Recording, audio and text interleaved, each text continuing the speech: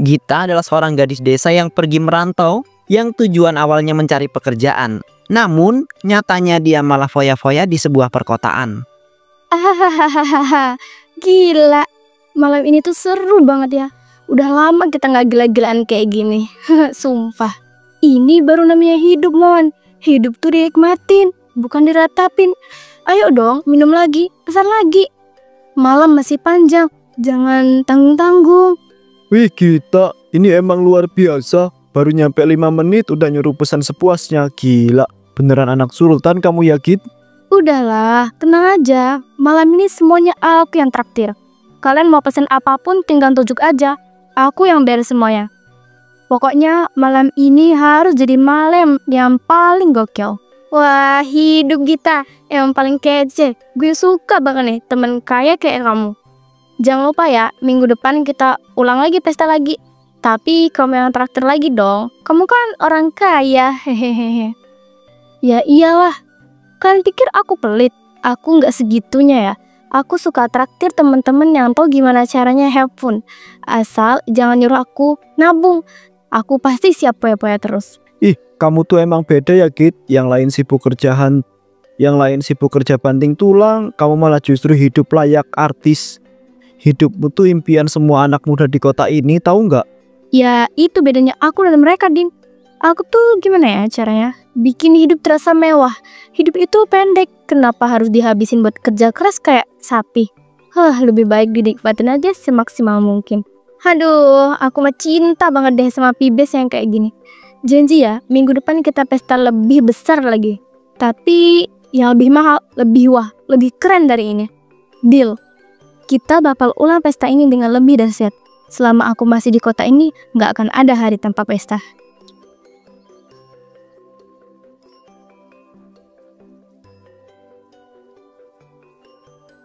Keesokan harinya saat Gita hendak membeli makan, ia baru sadar kalau uangnya sudah habis semua karena mentraktir teman-temannya. Ning, kok mau makanan nggak? Aku lapar banget, dari tadi belum makan. Aku cuma beli buat makan siang aku sendiri, Git. Kamu kenapa nggak beli makan dari tadi? Bukannya semalam kamu habisin jutaan buat traktir teman-teman kamu di klub? Iya sih, tapi itu kan semalam. Aku nggak nyangka mereka semua mesennya yang mahal-mahal. Sumpah, nih semua uangku habis gara-gara itu.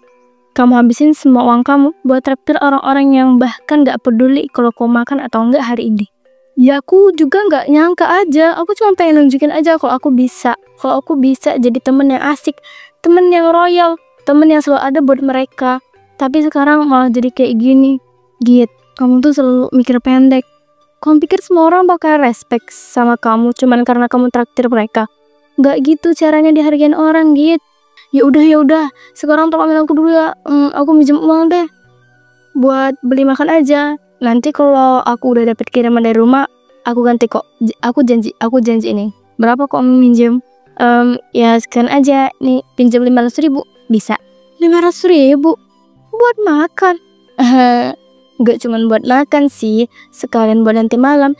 Aku rencananya mau ngajak anak-anak nongkrong lagi. Masa sih malam minggu cuma di kosan doang? Garing banget nih. Kamu benar-benar gak ada kapoknya gitu. Aku pikir kamu tadi butuh uang buat makan karena kamu lapar. Tapi ternyata kamu masih mikirin buat wifi lagi. Ya ampun nih, jangan lebih gitu dong. Aku cuma pengen hidup normal kayak anak-anak muda lain. Masa kamu gak ngerti sih? Gita, hidup normal itu bukan berarti setiap malam harus party. Aku kerja paruh waktu tiap hari sampai capek begini.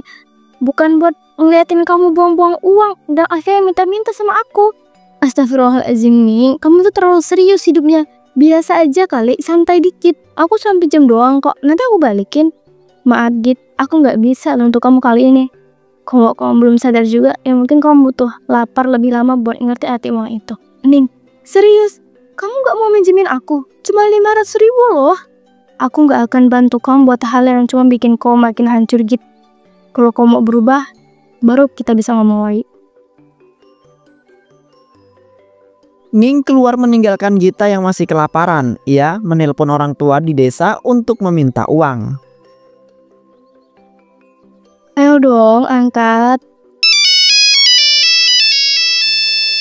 Halo Gita, ada apa nak? Halo Pak, aku cuma mau nanya. Bapak ada uang lebih nggak? Aku lagi bener-bener butuh banget sekarang. Mau beli makan aja nggak ada uang. Kita, kamu bilang butuh uang buat makan. Bukannya baru minggu lalu kamu itu minta 2 juta dan udah bapak kirim. Iya Pak, tapi itu kan buat bayar kos sama beli kebutuhan di sini. Aku juga nggak nyangka pengeluarannya bakal sebanyak itu. Git, kamu itu merantau ke kota itu buat mencari pekerjaan, bukan buat buang-buang uang. Sekarang justru kamu malah belum juga dapat kerja, tapi sudah habis aja itu uangnya. Kamu ngerti nggak? Di sini bapak sama ibu itu kerja keras setiap hari kita. Aku tuh udah nyoba cari kerja Pak, tapi di kota ini susah banget. Mana gaji kecil-kecil tuh kayak syaratnya banyak lagi. Aku tuh kan lagi nyari yang pas aja, yang cocok sama aku. Cocok sama kamu. Kita, kamu itu bukan milih kerja buat gaya-gayaan. Kamu itu harus kerja karena kamu itu membutuhkan uang. Karena kami itu nggak bisa terus-menerus mengirim uang buat kamu. Sawah kami lagi gagal panen, Git. Harga pupuk mahal, hasil panen nggak seberapa. Tapi Pak, masa aku harus kelaparan? Aku cuma minta sedikit aja. Nanti kalau aku dapat kerja, aku janji bakal balikin. Janji kamu udah berapa kali, Git? Dan selalu saja tidak ditepati. Bapak capek, Nak. Capek terus-terusan dituntut kirim uang. Tapi kamu di sana malah nggak jelas. Jadi Bapak nggak bakal kirim uang sama sekali. Bapak tega ya, anak Bapak kelaparan di sini. Kalau kamu itu benar-benar kelaparan, pulang aja. Bapak bakal usahakan kirim tiket bus buat kamu pulang. Tapi Bapak nggak akan kirim uang buat kamu tinggal di kota. Kalau kamu itu cuma foya-foya dan nggak ada usaha. Jadi cuma tiket pulang aja. Iya, Git. Kamu udah cukup lama di kota dan nggak ada perubahan. Lebih baik kamu itu pulang ya, Nak. Di rumah masih bisa makan walaupun cuma sederhana.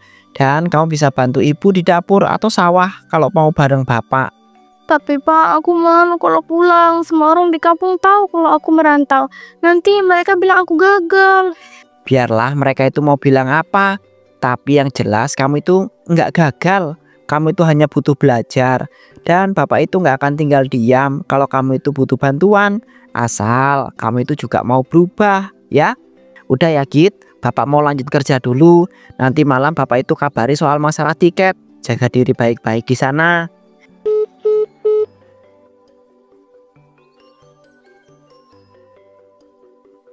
Keesokan harinya Gita akhirnya memutuskan untuk pulang kampung.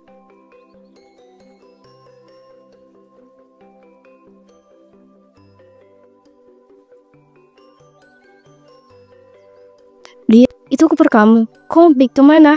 Aku mau pulang ke kampung nih. Hah? Pulang? Kenapa mendadak banget sih? Kamu gak cerita-cerita sebelumnya? Ya aku cuma pengen pulang aja. Udah gak ada perlu aku kejar di kota ini. Git, aku tahu kemarin kita sering ribut. Tapi kamu gak harus buru-buru pergi kayak gini. Kamu yakin ini keputusan yang terbaik? Mungkin gak terbaik, tapi ini yang paling masuk akal buat sekarang. Ya udah, kalau itu pilihan kamu, aku cuma bisa doain semoga kamu baik-baik aja di sana. Jaga diri ya, baik-baik. Makasih ya Ning, kamu udah banyak sabar sama aku. Aku gak akan lupa itu.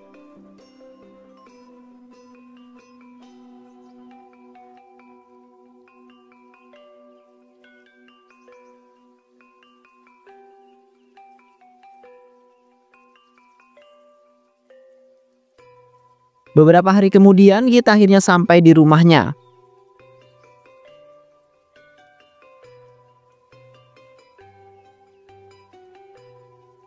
Gita, kamu udah nyampe juga. Capek nggak, Nak?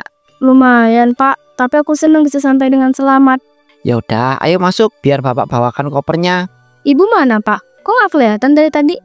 Ibu lagi di dapur. Sejak tahu kamu itu mau pulang, dia nggak banyak bicara. Mungkin masih kesel aja gitu. Aku ngerti Pak, aku juga kesel sama diri aku sendiri. Tapi aku janji, aku mau berubah. Bapak tahu kamu tuh bisa, tapi kamu juga harus sabar. Ibu kamu cuma butuh waktu aja kok. Aku gak akan maksa Pak, aku cuma pengen mulai dari awal lagi. Meskipun semua orang kecewa, aku membuktiin aku bisa jadi yang lebih baik. Nah, itu yang bapak tunggu-tunggu. Yuk masuk dulu, nanti makan siang udah siap.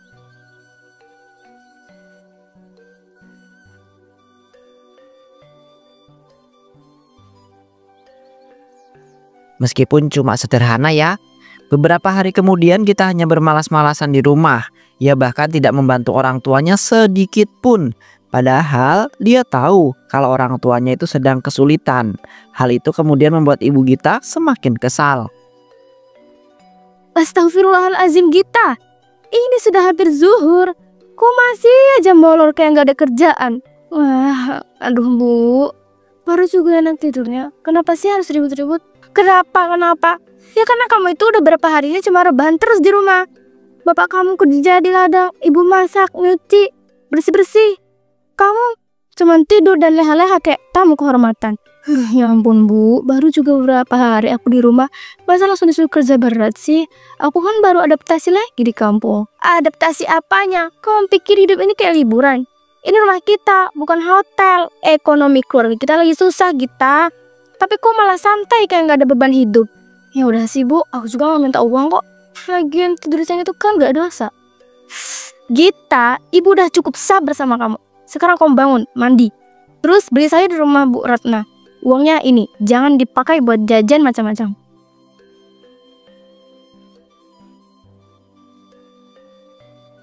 Iya aku beli, tapi jangan banyak-banyak ngomel dong Bu. Kepala aku bisa pusing dengerin ajaran ibu terus. Kalau kau masih kayak gini terus Gita, nggak akan ada perubahan. Ibu cuman berharap kamu sadar sebelum semua yang terlambat. Iya aku pergi sekarang. Beli sayur kan, rumah Bu Ratna kan. Iya, sekalian cuci muka kamu itu biar seger dikit. Gita akhirnya memilih untuk pergi membeli sayur daripada mendengar omelan ibunya. Namun, Pagi Pak Randi, sayuran bisa lengkap kan? Masih lengkap. Mbak Gita mau beli apa aja hari ini? Tuh, anaknya akhirnya pulang kampung juga. Dulu katanya mau sukses di kota, sekarang malah ngerepotin orang tua. Iya, kasian banget ya keluarganya. Udah susah, masih hidup nanggung beban hidup anak pemalas gitu. Pantas aja ibunya kelihatan makin kurusan. Dengar ya Bu, saya mungkin pulang kampung, iya. Tapi bukan berarti kalian bisa seenaknya ngomongin saya kayak gitu. Kalian tahu apa soal hidup saya? Lah, emang salah? Satu kampung juga udah pada tahu kamu ngabisin uang orang tua cuma buat poya-poya. Udah gitu, pulang malah tidur doang. Buat kalian itu terlalu lancang ya. Kalau saya salah, itu urusan saya sama keluarga saya. Bukan bahan gibahan buat kalian tiap hari. Cih, baru ditegur dikit, udah naik darah. Emang, dasar anak kota gagal. Udah, Bu Mina, Bu Yuyun, jangan bikin keributan di tempat saya ya. Kita ini sayuran kamu udah saya siapkan. Nih, bayam, tomat, dan juga cabenya juga ada. Bawa pulang aja ya Mbak. Makasih Pak Randy, sepulang dulu. Gita pun pulang dengan marah.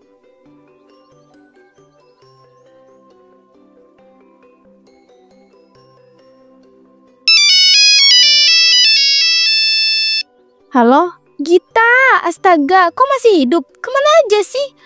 Wah, kayak udah ditelan bumi. Cin gak dibales, telepon gak diangkat. Sumben banget.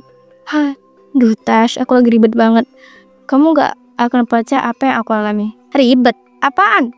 Jangan-jangan kamu lagi kena skandal lagi? Atau ditangkap pacar orang? Enggak bego. Aku tuh sekarang udah balik kampung. Pulang karena kehabisan uang. Semua habis buat traktir orang-orang gak tahu diri di klub. Sekarang di kampung dihina tetangga, dianggap beban keluarga. Benar-benar hancur hidup aku. Ya ampun Git, drama banget ya hidup kamu. Tapi ya, sejujurnya aku gak terlalu kaget sih. Aku udah bisa nebak ending kamu bakal begini dari lama. Terima kasih atas dukungan kamu yang sangat tidak membantu itu. Hehehehe, ya udahlah. Dengar aku dulu. Gini, kamu pengen tetap punya penghasilan kan? Tapi nggak mau kerja berat. Nah, di kota ini aku lihat banyak banget orang yang beli barang-barang fashion murah. Gimana ya? Kalau kamu buka just tip aja dari aku, barang-barangnya aku kirim dari sini. Kamu yang pasarkan. Just tip. Kayaknya menarik sih. Tapi aku nggak punya modal sama sekali. Buat beli barangnya aja aku nggak sanggup. Ya elah Git, siapa bilang harus modal? Kita main aman aja, kita jual barang palsu, KW super gitu, tampilan oke, harganya mirip. Orang kampung mana tahu bedanya. Lagian selama packingnya keren pasti laku. Kamu tahu nggak? Ini ide paling cerdas yang pernah aku dengar dalam kondisi kayak gini. Aku nggak butuh modal gede, tapi bisa tetap kelihatan mewah. Bener-bener partner income yang aku butuhin sekarang.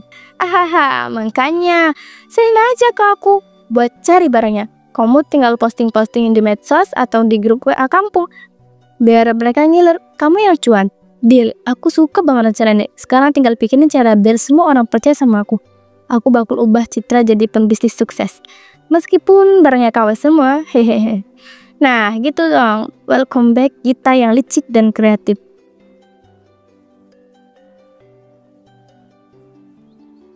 Keesokan harinya, Gita langsung beraksi. Dia mendatangi setiap rumah di desa menawarkan jasa titip. Selamat pagi Bu Yuni. Maaf ganggu sebentar. Aku cuma mau nawarin jasa titip barang dari kota. Mungkin ibu ada barang-barang yang pengen dibeli, tapi nggak ada di sini. Hah? Just tip barang dari kota maksudnya? Iya Bu, jadi aku punya koneksi dari kota. Tempat aku dulu merantau, sekarang aku buka just titip barang dari sana. Bisa sepatu, tas, baju anak, make up, apa aja pokoknya. Harganya juga bersahabat banget, nggak mahal. Ini ada beberapa contohnya. Ini fotonya Bu. Wah, ini tas mirip punya selebgram itu ya. Cantik banget. Bisa pesen orang lain nggak? Bisa banget Bu. Mau warna apa aja aku cariin. Kirimnya juga cepat. Paling seminggu sampai rumah ibu. Ya udah. Aku pesen tas yang ini ya.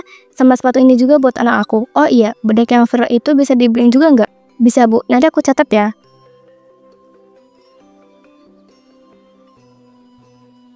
Pagi Pak Bakri, maaf ganggu. Saya Gita, anak Pak Sarman. Saya lagi buka jasa titip barang di kota. Siapa tahu Bapak butuh apa-apa dari sana.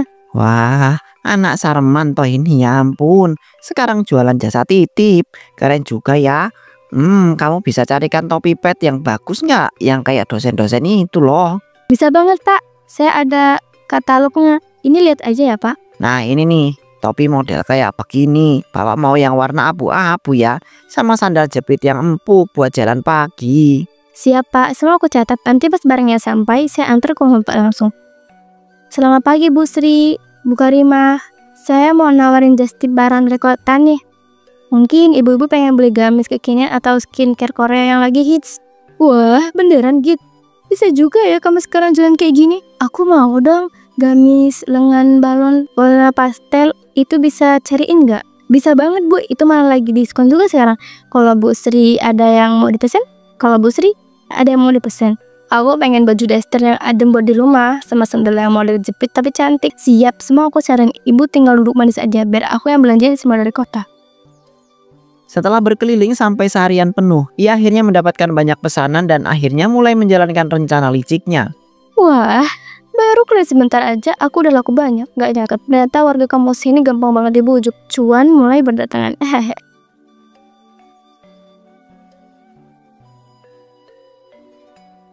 Semangat Git nih, pesanan dari kampung udah ngumpul semua. Tas, sepatu, bedak, sampai celana dalam segala ada. Gila, kita laku keras. Ya iyalah, siapa sangka orang-orang kampung bakal seantusias itu. Baru juga aku nawarin kemarin, sekarang udah kayak agen grosiran. Makanya itu peluang emas, tapi kita harus gercep. Abis semua barang dikirim dan uang udah ditransfer, kamu langsung kabur dari rumah. Ngerti? Maksudnya gini Git, barang-barang yang kita kirim ini kan palsu semua, KW, murahan, perusak. Sebelum mereka sadar dan ngamuk-ngamuk, kamu harus cepat cabut dari rumah. Jangan sampai ditangkap warga gara-gara jualan tipu-tipu. Masuk akal juga sih. Aku tinggal bilang aja mau ke kota ngambil barang baru, terus nggak balik-balik, pura-pura hilang singa, nomor ganti, kelar urusan. Nah, itu baru Gita yang aku kenal. Sekarang yuk kita cari barang-barangnya yang penting, penampilan bagus, soal kualitas, nomor sekian. Siap, partner at Krim yuk. Kita bikin warga kampung makin percaya sama bisnis bodong kita.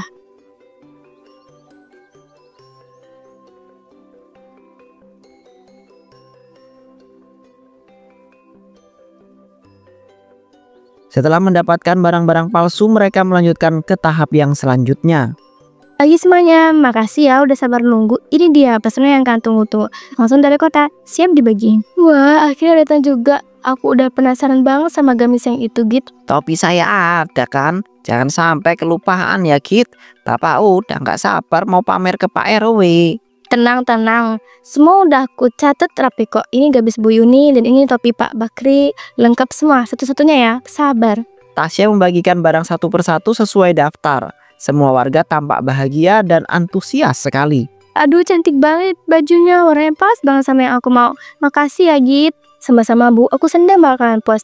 Nanti kalau mau pesan lagi tinggal kabarin aja. Tapi cepet ya biar aku bisa ke kota ambil lagi barangnya.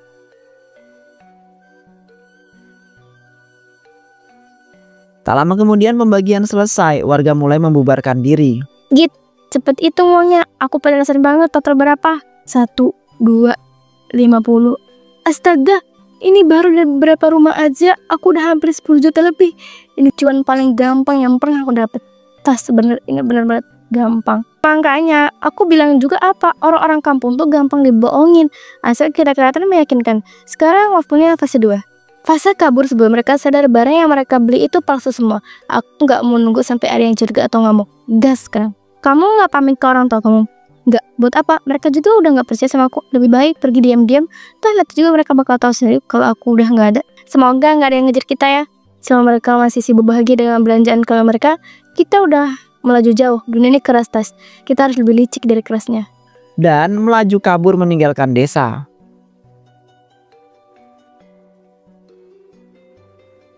Namun tak lama para warga baru sadar kalau barang yang mereka terima adalah barang palsu. Lalu warga berbondong-bondong ke rumah Gita untuk meminta ganti rugi. Pak Sarman, ini gimana sih? Anak bapak nipu kami semua. Barang yang kami beli dari Gita ternyata palsu semua. Rusak, murah, gak sesuai sama foto. Iya, tasnya sobek dan bisa luntur pas dicuci. Berkah bikin gatal-gatal. Ini jelas penipuan, Pak, jelas. Astagfirullahaladzim, saya nggak tahu apa-apa soal ini, Bu. Kita nggak pernah cerita apapun soal jualan barang. Tapi dia anak bapak. Mau nggak mau bapak itu harus langsung tanggung jawab. Kami semua udah keluar uang banyak dan sekarang merasa dibohongi mentah-mentah loh. Kami sendiri nggak tahu dia kabur kemana. Dari pagi diam-diam, nggak bilang sepatah kata pun ke kami. Kami pun nggak pernah ikut campur urusan jualan dia. Bapak-bapak, ibu-ibu mohon tenang dulu ya. Tapi warga di sini sudah benar-benar marah. Ini bukan urusan kecil, ini penipuan massal. Dan karena Gita itu anak bapak, maka tanggung jawab hukum sementara jatuh ke keluarga. Pak RT, Pak RT, mohon pengertiannya, kami juga merasa dibohongi oleh Gita. Kami nggak pernah diajak bicara, nggak tahu apa-apa, uang kami pun nggak tahu kemana. Tapi kami udah rugi, Pak. Nggak bisa dibiarkan begitu aja. Kalau nggak diganti, kami semua bakal lapor ke polisi. Pak Sarman, kami mohon Bapak pertimbangkan baik-baik. Kalau tidak ada iktikat baik menyelesaikan ini, kasus ini bisa dibawa ke pengadilan. Nama keluarga Bapak bisa rusak sepenuhnya. Kalau itu memang harus dilakukan, saya berusaha akan mengganti kerugian semampu saya. Tapi tolong berikan saya waktu ya, saya cuma petani kecil. Ya Allah, anakku udah durhaka sama orang tua. Nipu warga satu kampung, sekarang pergi gitu aja. Ninggalin masalah kayak gini. Kami nggak punya masalah sama bapak dan ibu, tapi ini soal tanggung jawab. Kami juga punya keluarga. Gita itu anak yang gak tahu diri. Sejak pulang ke rumah kerjanya cuma tidur dan bawa masalah. Sekarang kami yang harus menanggung akibatnya. Tapi ingat, Gita akan menerima balasnya. Tuhan gak tidur. Baik, saya akan bantu atur pertemuan selanjutnya untuk cari solusi yang terbaik. Untuk sekarang ini, tolong tenangkan diri masing-masing. Jangan sampai emosi merusak segalanya. Gita yang sedang dalam pelarian. Hahaha, gila ya Tash. Semua rencana kita jalan mulus. Warga kampung ini gampang banget dibodohnya. Aku bilang juga apa Git, kita ini kan tim hebat. Uang masuk, barang murah keluar. Gak perlu repot, tinggal mereka dengan janji manis. Sekarang kita tinggal cari tempat aman buat ngumpet. Aku pengen nikmatin duit ini sebelum mulai putaran Ninja Steel berikutnya. Tiba-tiba langit mendung gelap gulita. Tapi gak segelap ini kan? Kenapa tiba-tiba langit gelap banget? Iya, cepet banget, serem juga. Jangan-jangan hujan deras bentar lagi. Tiba-tiba mobil mereka pun kemudian mati. Git, mobilnya mati. Kenapa ini? Gak bisa di starter. Gak nyala. Aduh gawat, ini mobil kenapa mati total begini sih? Git, ini pertanda gak sih? Apa kita mulai kena akibatnya? Aku gak tahu, Tas. Tapi yang jelas ini gak baik. Petir menyambar mobil mereka dan meledak di tempat.